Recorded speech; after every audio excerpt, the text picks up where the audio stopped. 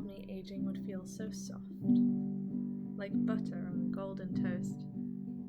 Naivety and chaos in girlhood melt away like drops of sunshine through the blinds, through white curtains I grew up behind. They didn't tell me now I'd get motion sick though, riding backwards on the train, or when I hear somebody's name for the first time in a while. They didn't tell me that colours would dull, but the sky would get pinker.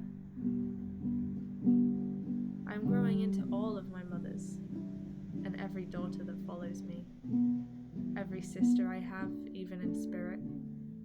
I'm growing into them.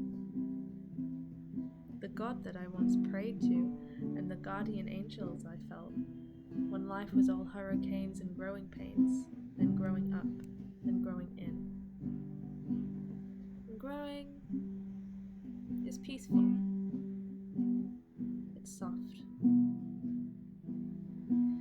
They didn't tell me that aging would feel just like a thick hot chocolate oozing rich sweetness down my throat.